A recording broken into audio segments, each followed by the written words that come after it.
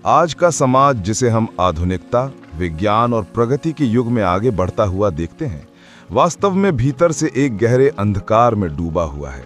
वो अंधकार है मदिरापान का जाल, जिसने न जाने कितने घरों की रोशनी बुझा दी, कितने बच्चों के बचपन को आंसुओं में डुबो दिया और कितनी स्त्रियों के जीवन को नरक बना दिया।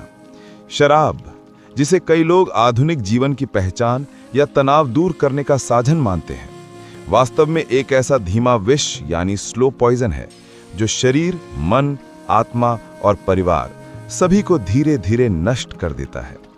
दुखद यह है कि लोग इस सच्चाई को जानते हुए भी इससे दूर नहीं रह पाते। वे जानते हैं कि ये उन्हें भीतर से खोखला कर रही है, फिर भी बस आज आखिरी बार, दोस्तों का साथ है या थोड़ी सी तो चलेगी जैसी दलीलों में अपनी विवेक शक्ति को बेच देते हैं। ये केवल एक शारीरिक लत नहीं, बल्कि मन और आत्मा की गुलामी है। व्यक्ति शराब के पीछे नहीं भागता, बल्कि अपने भीतर के खालीपन से भागता है। उसे लगता है कि शराब उस खालीपन को भर देगी, लेकिन वास्तव में वो उसे और गहराई में धकेल देती है, जहां से बाहर निकलना बेहद कठिन होता है।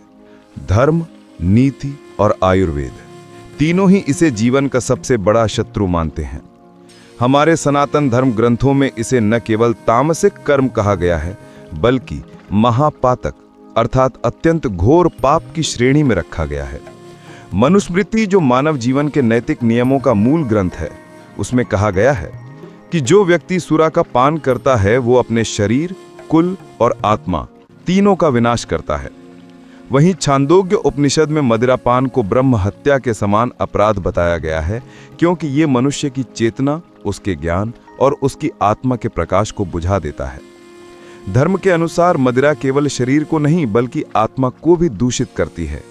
वो व्यक्ति के भीतर के देवत्व को जला देती है और धीरे धीरे उसे पशुता की ओर ले जाती है। कई अज्ञानी लोग वेदों में वर्णित सोमरस को शराब समझने की भूल करते हैं, लेकिन ऋग्वेद स्पष्ट करता है कि सोमरस एक दिव्य, ऊर्जावान और पवित्र पेय था, जो देवताओं के यज्ञों में उपयोग किया जाता था, जबकि सुरा यानी शराब उसका विकृत रूप थी, जिसे दैत्यों और अधर्मियों का पेय माना गया है। शुक्राचार्य, जो दैत्यों के गुरु थे, उन्होंने भी कहा था कि शराब मनुष्य की आत्मा का विष है, जो इसे पीता है वो ब्रह्म हत्या का भागी बनता है। इस कथन से यह सिद्ध होता है कि यहां तक कि असुरों के गुरु ने भी इसे त्याज्य बताया था।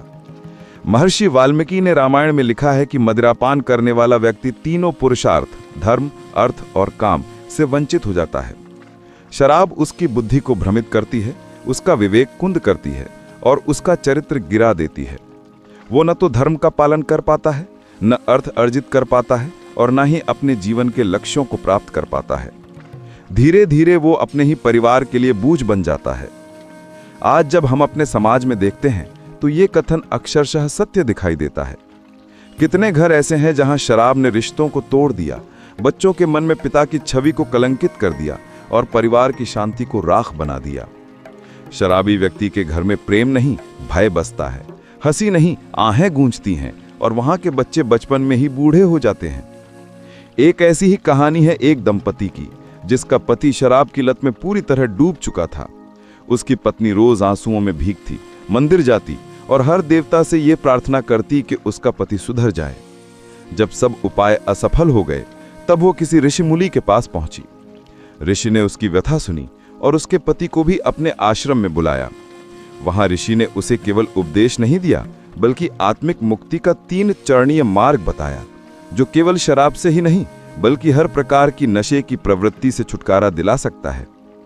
पहला चरण था आत्मजागरण और दृढ़ संकल्प। ऋषि ने कहा, पुत्र, ये लत किसी और ने नहीं लगाई, इसे तूने स्वयं चुना है।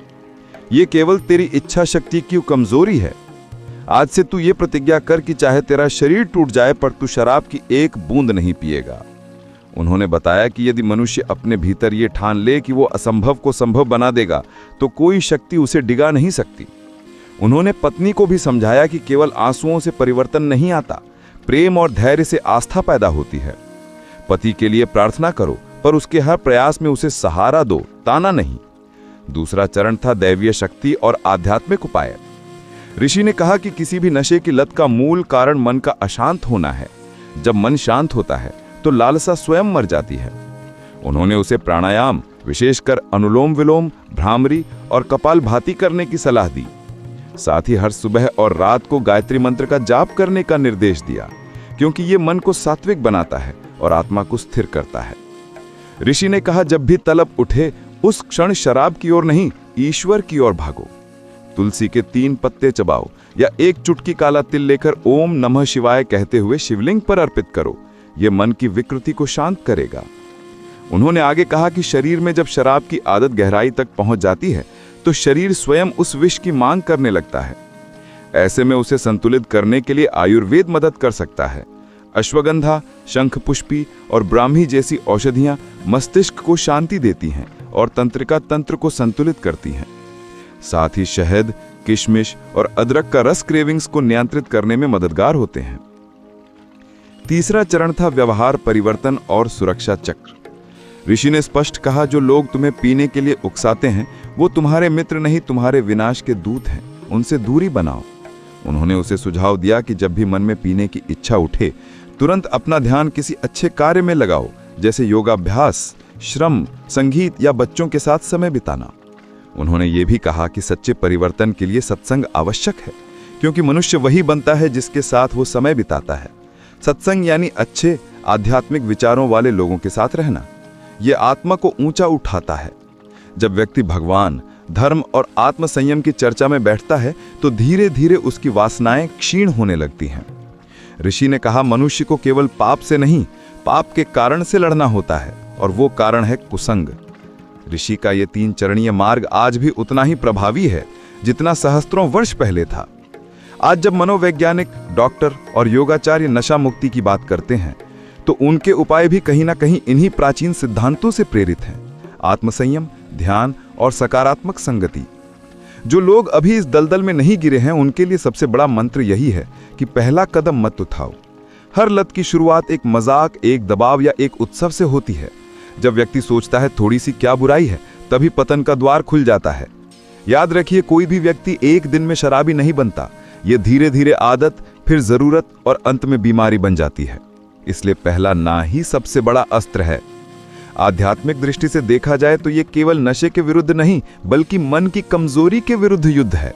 जब मनुष्य अपने भीतर की तृष्णा पर विजय पा लेता है तब वो किसी भी बाहरी प्रलोभन से नहीं डरता। यही कारण है कि हमारे धर्म ग्रंथ आत्मसंयम को सबसे बड़ा बल बताते हैं। भगवद गीता में श्री कृष्ण ने कहा है, संयम ही वो शक्ति है जिससे मनुष्य स्वयं अपना मित्र या शत्रु बनता है। अंततः ये समझना आवश्यक है कि शराब केवल शरीर को नहीं, आत्मा को भी मारती है। ये मनुष्य के अंदर के ईश्वर को मिटा देती है, और जब व्यक्ति अपने भीतर के ईश्वर को खो देता है तब वो कुछ भी करने में संकोच नहीं करता। झूठ, हिंसा, अपमान और अपराध उसके लिए सामान्य बन जाते हैं। यही कारण है कि एक शराबी पिता का घर केवल उसका नहीं बल्कि पूरे परिवार का नरक बन जाता है। लेकिन आशा अब भी है, क्योंकि हर बुराई का अंत होता है और हर अंधकार में एक किरण छिपी होती है।